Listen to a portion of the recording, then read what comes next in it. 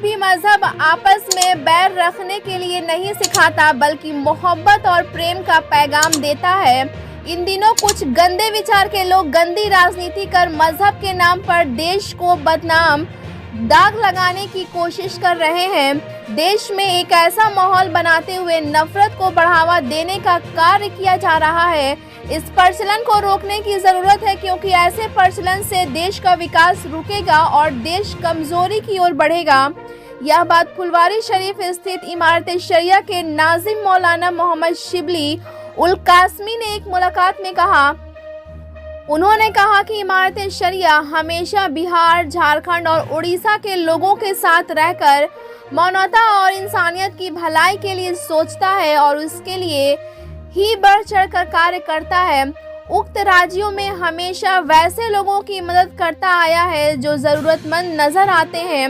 उन्होंने कहा कि इंसानियत की तरक्की और आपसी मोहब्बत की जोड़ने एवं परेशान हाल लोगों की मदद करना ही इमारत शरिया का काम है। उन्होंने कहा कि चंद वर्षों से पूरे मुल्क में जिस तरह से नफरत की बीज बोई जा रही है वह देश हित में बिल्कुल सही नहीं है। पर्व के नाम पर कुछ लोग प्रेम और मोहब्बत देने के बजाय नफरत देने का कार्य कर रहे हैं। उन्होंने कहा कि गत दिनों रामनवमी जुलूस के नाम पर जुलूस में शामिल कुछ गलत लोगों ने असंसदीय नारे लगाए गए, मुसलमानों को गाली दी गई, मुसलमानों के मकानों व दुकानों लूटने का शिकार बनाया गया, जिसे किसी भी हाल में सही नहीं कहा जा सकता है। उन्होंने कहा कि हिंदू धर्म में राम को भगवान माना जाता है। राम के जन्म पर रामनवमी जुलूस निकालकर त्योहार के रूप में मनाते हैं। अफसोस इस बात की है कि रामनवमी के नाम पर अच्छी अच्छी बातों को बताना चाहिए, लेकिन इस महान पर्व के मौके पर कुछ असामाजिक तत्व के लोगों ने इस्लाम धर्म के मानने वाले मुसलमानों के साथ गलत सलूक किया। मुसलमानों के मस्जिदों, दुकानों, घरों और उनके इबादत गाहों पर भगवा झंडा लगाया गया, जिसे किसी भी हालत में ठीक नहीं कहा जाएगा। आपसी मतभेद देश को कमजोर करता है। प्रेम और आपसी ताल्लुकात देश को मजबूत करता है। मुसलमान हमेशा इस देश की मजबूती के लिए सोचा है और कुर्बानी देने का कार्य किया है। उन्होंने देश के तमाम लोगों से निवेदन करते हुए कहा है कि आपसी प्रेम व मोहब्बत के साथ रहें और देश की ताकत और उसके विकास को आगे बढ़ाने के लिए हर धर्म के लोगों को एक रहने की ज़रूरत है, ताकि हमारा देश हिंदुस्तान पूरी दुनिया में और मजबूती के साथ अपना मुकाम बनाकर एक मिसाल कायम करता रहे। ब्यूरो रिपोर्ट, बिहार दर्शन। मैं बिहार दर्शन से असलम परवेज़। पटना शहर में मैं फुलवारी शरीफ में आया हूँ। इमारत शरिया का ये मुकाम है, इमारत शरिया का ये दफ्तर है, इमारत शरिया का ये बिल्डिंग है। मैं ये चीज़ बताने जा रहा हूँ कि आप जान रहे हैं कि फ़रका फसाद बिहार के सासारामो बिहार शरीफ में हुआ है, और इसमें जो भी मुतासिर लोग हुए हैं, जो भी परेशान हाल लोग हैं, उन्हें इमारत शरिया के जानिब से काफ़ी मदद देने का काम किया गया है। जैसा मैं बताता चलूँ कि बिहार हो या झारखंड, इन दिनों कुछ फसादात वारदात बढ़ा हुआ है। झारखंड में भी ये सरजमी पे हुआ है, बिहार के सरजमी पे भी हुआ है। आइए मैं इमारत शरिया के नाजिम से मैं आप लोगों का रूबरू कराता हूँ।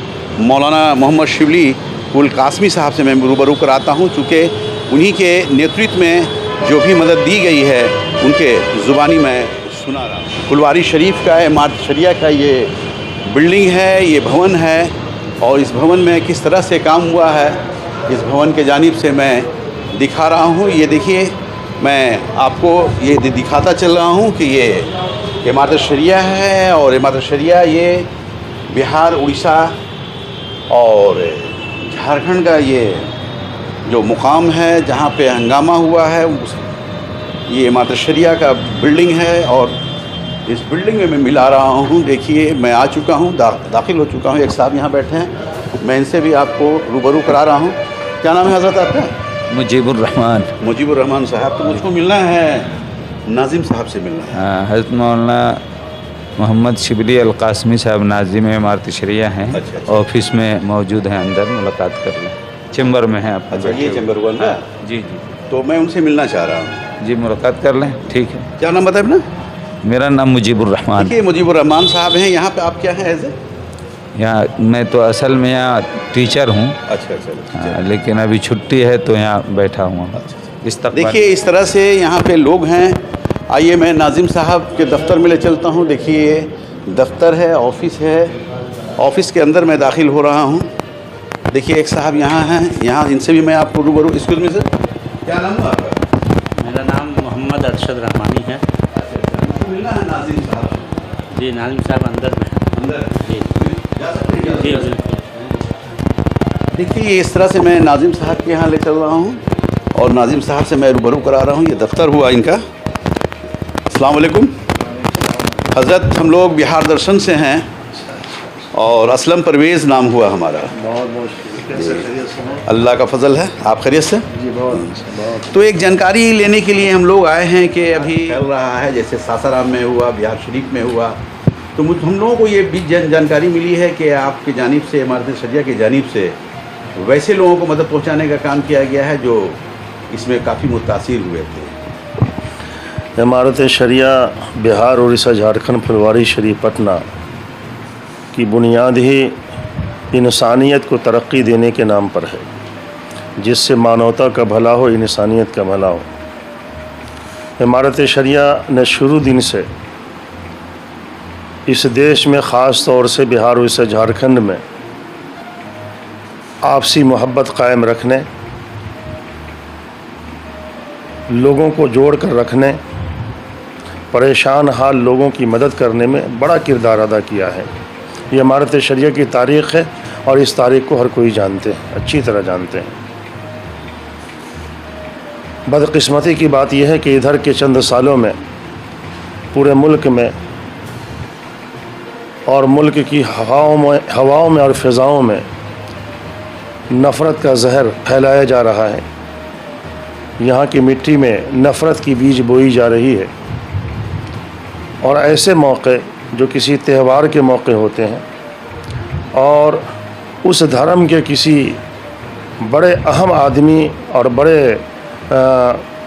शख्स की तरफ वो धर्म, वो पूजा और वो दिन मंसूब होता है और उस नाम पर जुलूस निकलते हैं, उस नाम पर लोग अपने घरों को निकलते हैं। तो होना तो ये चाहिए था कि उस दिन और मोहब्बत का माहौल होता, उस दिन लोग एक दूसरे के काम आते, ऐसी खुशी होती जिस खुशी का असर एक लंबे दिनों तक होता। लेकिन उस नाम पे लोग इधर दिखने में आ रहा है कि नफ़रत को और बढ़ावा देते हैं।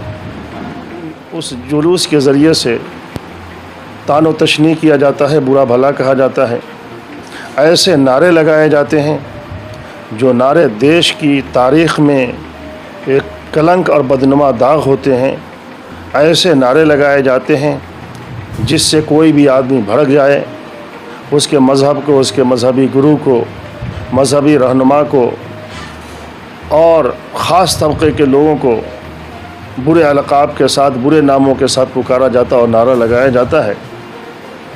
और फिर इसका मकसद ये होता है किसी तरह ये जोश में आए और हम इनसे बदला लें, इनकी दुकानें लूटें, इनके घर लूटें और इनको ज़ख्मी करें, इनको मारें, और पुलिस तो मेरा साथ देगी, FIR भी इन्हीं पर होगा। अच्छा हज़रत, एक सवाल है, क्योंकि राम के जन्म के मौके पे रामनवमी का जुलूस निकलता है, बिहार ही नहीं देश के कई एक ज़िलों से निकलता है, कई एक हिस्सों से निकलता है।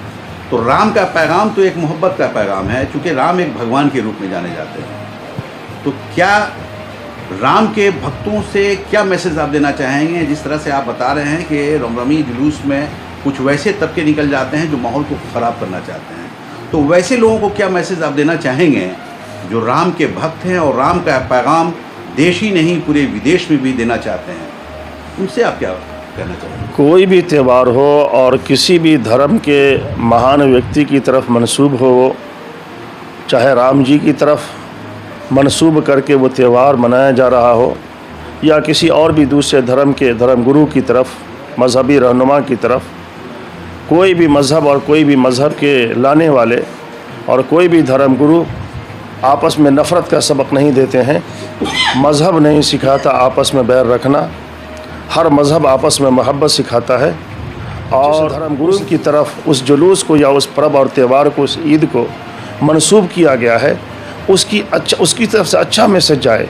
इतने अच्छे आदमी थे वो, इतने अच्छे वो मनुष्य थे, अच्छे इंसान थे। उन्होंने इंसानियत को आगे बढ़ाने के लिए ये किया, उसकी खूबियों को ऐसे काम करने चाहिए जिससे उसकी खूबियाँ फैलें और लोग उनसे मुतासिर हों। लेकिन बदकिस्मती की बात यह है कि ऐसे लोग काम कर जाते हैं जिनसे उनकी छवि और धुंधली हो और लोग मज़हब से और नफ़रत करने लगे। हम ये समझते हैं कि जो लोग ऐसा करते हैं उनका किसी मज़हब से ताल्लुक़ नहीं है, वरना मज़हब से ताल्लुक़ रखने वाले ऐसे काम करते हैं जिससे मज़हब से और मोहब्बत बढ़े। मज़हब से नफ़रत हो, मज़हब से कोई गिन्ना खाए, ऐसा काम मज़हब के करने वाले मजहबी लोग नहीं किया करते हैं। लेकिन बहरहाल इधर चल रहा है और इस दफ़ा रामनवमी के जुलूस के मौके से मुल्क की मुख्तलिफ़ रियासतों में प्लानिंग के तहत और मुनज़्ज़म साजिश के तहत पूरे पहले से तय करदा प्रोग्राम के साथ मुसलमानों के इलाके में जाकर, माइनॉरिटी के इलाके में जाकर गुस्सा दिलाने वाले नारे, गंदे अल्फाज, मस्जिदों के सामने खड़े होकर के नारे, मस्जिदों पर भगवा झंडा लगाना, मुसलमानों की दुकानों में भगवा झंडा लगाना, उनकी दुकानों का जलाना, उनके घरों का जलाना एक आम सी बात बनाई गई। खैर, मुसलमानों ने सब्र से काम लिया और जिस इदारे में आप अभी जमा हैं, ख़ास तौर से बिहार और झारखंड पर इसका बड़ा असर है। हमेशा से यहाँ लोगों को पैगाम दिया जाता है, मोहब्बत का पैगाम दिया जाता है। ख़ास तौर से मज़हब इस्लाम एक ऐसा मज़हब है जो किसी बेकसूर के साथ ज़्यादती को जायज़ नहीं कहता है, दूसरे की इज़्ज़त को अपनी इज़्ज़त कहता है। जो इंसान दूसरे का सम्मान करता है, दूसरे की कदर करता है, अल्लाह उसकी कदर बढ़ाता है। ये इस मज़हब की तालीम है, यही इस इदारे से तालीम दी जाती है। उस तालीम का असर है कि यहाँ के लोगों पर एक ख़ास असर होता है और वो सब जिन लोगों ने दंगा फैलाया, जिन लोगों ने वातावरण को, माहौल को ख़राब किया, जिन लोगों ने बेकसूरों को मारा पीटा, जिन लोगों ने माओ बहनों को गालियाँ दी, जिन लोगों ने उन लोगों के जो गरीब तबके के लोग छोटी छोटी पूंजी जमा करके अपने बाल बच्चों के पेट पालन के लिए दुकानें खोलते हैं, बिजनेस करते हैं, उनकी दुकानों को, उनकी बिजनेस को बर्बाद किया। वो लोग जिनके घरों में तिनका जमा करके कुछ सामान जमा करते हैं, पसीने की कमाई से सामान जमा करते, उनके सामानों को जलाया और लूटा। प्रशासन को चाहिए था, हुकूमत को चाहिए था, पुलिस इंतज़ामिया के लोगों को चाहिए था कि ऐसे दंगाइयों को तलाश करके सख्त से सख्त सज़ा देते। लेकिन इन दिनों देखने में आया कि पुलिस और प्रशासन मुकम्मल नाकाम रही। यही चीज़ बिहार शरीफ में देखा, यही चीज़ सहसराब में देखा।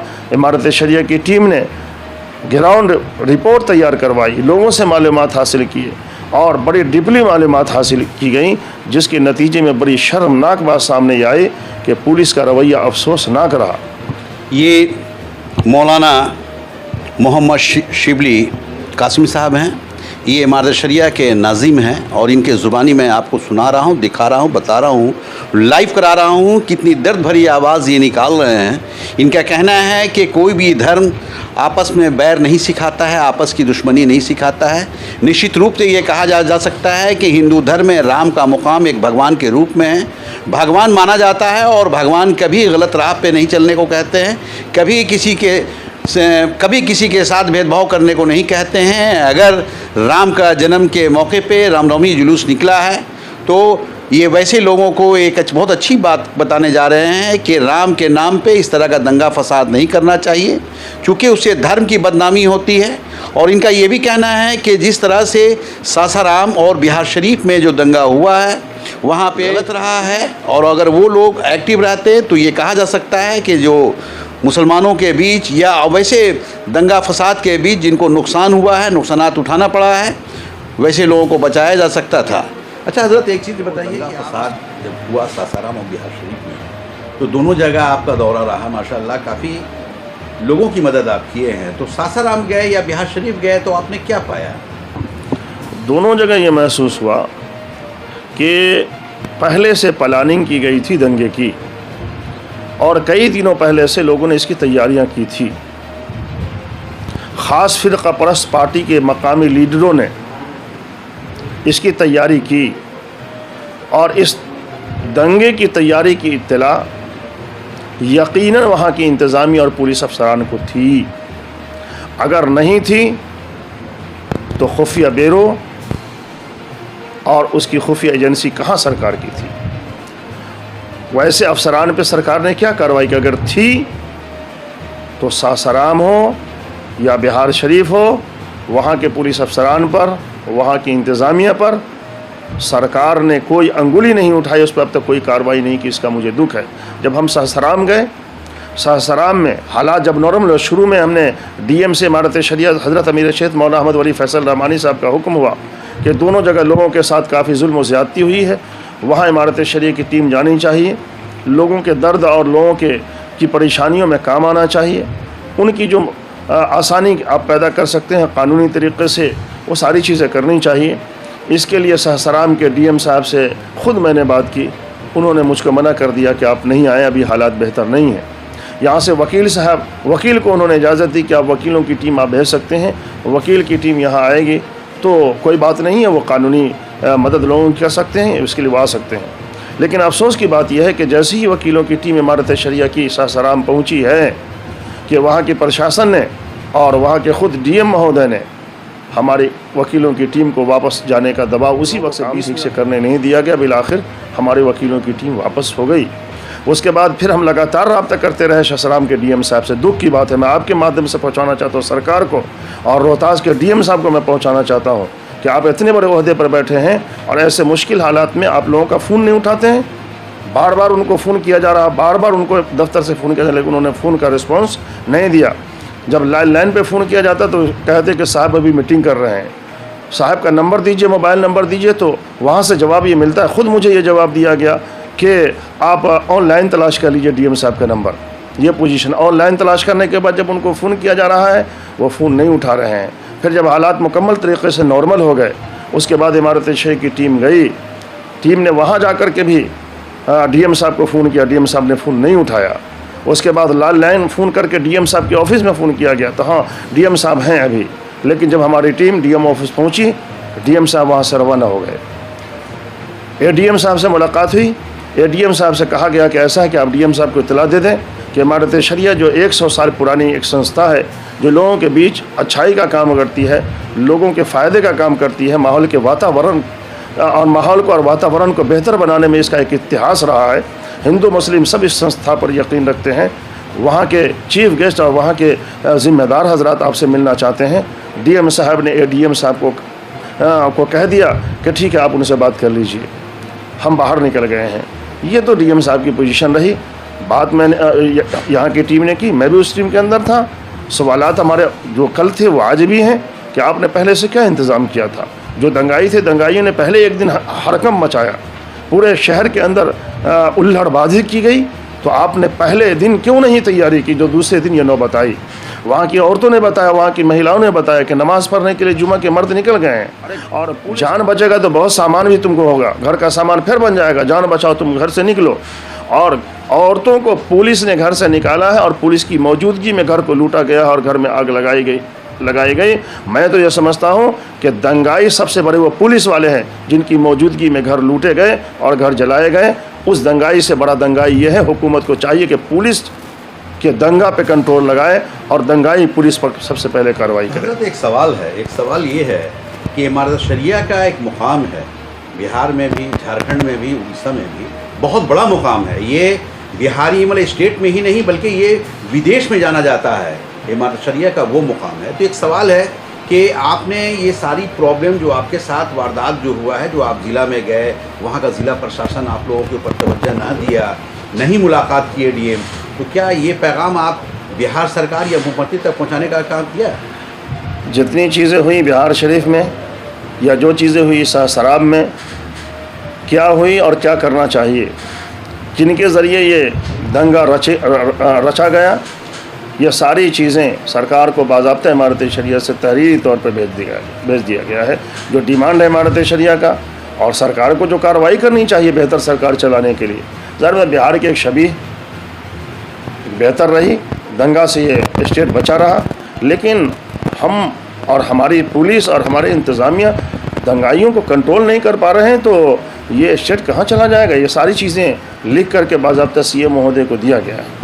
अच्छा, एक सवाल है कि जैसे आप सासाराम दौरे पे रहे, बिहार शरीफ के दौरे पे रहे, तो सासाराम का खासकर मैं जानना चाहूँगा कि कितने लोगों को आपने मदद पहुँचाया है? क्योंकि काफ़ी लोग परेशान हुए हैं, कितने का मकानात। देखिए, जितने लोगों की परेशानियां हैं, जितने लोग वहाँ जेल भी भेजेंगे, बड़ी बात तो यह है कि ज़ख्म भी हम ही खाएं, मार भी हम ही खाएं, और पुलिस नहीं, मकान भी लूटे गए, मार भी खाए, और वही लोग जेल के अंदर भी भेजे गए हैं, भेजे जा रहे हैं। अब तक हरकत मचा करके पुलिस ने वहाँ छोड़ दिया है। हमारी औरतें, हमारी महिलाएं, हमारे बच्चे रात को डर करके सोते हैं कि किस वक्त पुलिस आएगी और बदतमीज़ी करेगी। उन लोगों के हालात को सुन करके दिल दहलता है, आंखों में आंसू आते हैं। पुलिस इस तरीके से दंगा करेगी। बहरहाल तो मुतासरीन, परेशान हाल तो वहाँ बहुत सारे लोग हैं। जो लोग जेल में चले गए उसके लिए कौन सोच रहा है? जिनकी दुकानें जला गई, हमें इमारत शरिया क्या कर सकते हैं? एक संस्था है, कितनी मदद कोई संस्था कर सकती है? चंद लोगों के दरमियान जिनका समझ में आया कि दुकानें जली हैं, इनका मकान जला है, ईदी के लिए कि ईद में सिवई और दूध उनको नसीब हो जाए, बस इस नाम पर कुछ मदद लोगों की गई है, कुछ कपड़े लोगों के दरमियान तकसीम किए गए हैं। असल तो सरकार को चाहिए था, वहाँ की जो इंतज़ामिया को चाहिए था ईमानदारी की बुनियाद पर। जब आप सत्ता में, आप कुर्सी पर बैठे हो, आपका फ़र्ज़ बनता है कि सब आपके लिए बराबर हैं। जिसका नुकसान हुआ है उस नुकसान की रिपोर्टिंग ईमानदारी के साथ वो सरकार को करते और सरकार से मुआवजा दिलवाते उन लोगों को। तो से तरफ़ा नाकामी है। पहली नाकामी कि आपने पहले से रोकथाम क्यों नहीं की, दूसरी नाकामी रोकथाम नहीं कर पाए, तीसरी नाकामी यह है कि रोकथाम न करने, फेलियर होने के बावजूद भी उस कमी की भरपाई करने के लिए आपने अभी तक कोई कदम नहीं उठाया। देखिए, नाज़िम साहब हैं, नाज़िम साहब जो बता रहे हैं, काफ़ी दर्द भरी आवाज़ निकाल रहे हैं और ये कह रहे हैं कि जो मुसलमानों के पास कहर बरपा हुआ है, तो कहीं ना कहीं वैसे लोगों ने भी उनके साथ नाजायज़ काम किया है और साथ ही साथ ज़िला महकमा का भी काफ़ी सौतेलापन व्यवहार रहा है, सौतेलापन सलूक रहा है, जबकि ज़िला प्रशासन को काफ़ी एक्टिव वे में काम करना चाहिए। और जो वारदात हुआ है, चूँकि मुसलमानों के ऊपर हमला हुआ है, मुसलमान अपने आप को बचने के लिए, अपने आप को की हिफाजत के लिए, अपने घर को बचाने के लिए, अपने परिवार को बचाने के लिए वो मुकाबला किया है। जबकि मुकाबला करने वालों के साथ ज़िला प्रशासन को सोचना चाहिए, चूँकि जले भी वही लोग हैं और मारे भी वही लोग गए हैं और सताए भी वही लोग गए हैं जिसका नाम मुसलमान है। और मुसलमानों के साथ ज़िला प्रशासन या पुलिस महकमा आज जो कार्रवाई कर रही है, रात के अंधेरे में जो घरों के अंदर दस्तक देकर घुस रही है, गिरफ्तारी कर रही है, वो बिल्कुल गलत कर रही है, नहीं करने की ज़रूरत है। चूँकि उनके ऊपर जुल्म हुआ है, जो जालिम है उनके ऊपर कार्रवाई करें और जिनके ऊपर जुल्म हुआ है उनके ऊपर कार्रवाई ना करें, ऐसा मौलाना साहब का कहना है। चूँकि इनका खुद दौरा रहा है, ये सासाराम भी गए हैं, बिहार शरीफ भी गए हैं और इन्होंने अपनी आंखों से देखा है क्या वारदात हुआ है, क्या कार्रवाई हुई है, मुसलमानों के साथ किस तरह से ज़्यादती हुई है, इन्होंने अपनी आंखों से देखा है। और देखने के बाद आज काफ़ी दर्द भरी आवाज़ निकाल रहे हैं कि या अल्लाह, मुसलमानों के साथ इतना जुल्म क्यों हो रहा है। अच्छा, एक सवाल है हज़रत, क्योंकि ये कहा जाता है कि मुसलमान के बल पे ही, मुसलमान के मत से ही, मुसलमान के वोट से ही ये सरकार बनी है। ये कहा जा सकता है कि मुसलमानों के बल पे ही ये सरकार नज़र आ रही है, महागठबंधन, जिसमें राजद भी है, कांग्रेस भी है, माले भी है, मांझी भी हैं, जदयू भी है, ये सारे लोगों को वोट मुसलमानों ने दिया है। ये सरकार अपनी मानी जा रही है, बावजूद इस सरकार में मुसलमानों के प्रति इस तरह का जुल्म हो रहा है, तो क्या कहना चाहेंगे सरकार से? देखिए, किसके वोट से कौन कामयाब होते, मैं इसको सियासत की तरफ नहीं ले जाना चाहता और मैं नहीं इस सिलसिले में ज़्यादा बोलना चाहता। अलबत्ता ये ज़रूर कहूँगा कि हुकूमत का धर्म होता है, उस धर्म को निभाने में कोई कसर नहीं छोड़े। अगर राज धर्म को भी अगर कोई नहीं निभा पाते तो उसे राज करने का हक़ नहीं।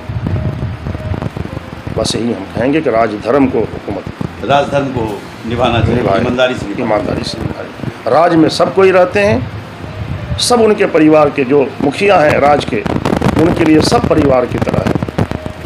हर परिवार को बराबर की नज़र से देखना, सबके साथ न्याय करना, सबके उठाने की कोशिश करना, सबके बाल बच्चों की फ़िक्र करना, सबके लिए एक तरह से मंसूबे और प्लानिंग बनाना, ये अच्छे हुक्मरानों की निशानी होती है। मैं इस मुल्क के तमाम हुक्मरानों से बात कहना चाहता हूँ। देखिए मौलाना, मोहम्मद शिबली उल कासमी साहब ने कहा है, आप देख रहे हैं, सुन रहे हैं कि सरकार को सभी लोगों को समान नज़र से देखना चाहिए और इंसाफ भी उसी तरह करनी चाहिए जैसा इन्होंने कहा है। तो वाकई आज इन्होंने जो बिहार दर्शन के टीम से जो रूबरू हुए और रूबरू होने के बाद रूबरू होते हुए इन्होंने जो बताया है काफ़ी दर्द भरी बात है। और इन्होंने सवाल सरकार से भी किया है कि सरकार को बिल्कुल चुस्त और दुरुस्त नज़रिए से देखने की ज़रूरत है, इंसाफ के नज़रिए से देखने की ज़रूरत है और गलत को गलत की नीयत से देखने की ज़रूरत है। और जिसने भी ऐसे कामों को अंजाम दिया है उसे कड़ी से कड़ी सज़ा देने की ज़रूरत है। बिहार दर्शन से असलम परवेज़।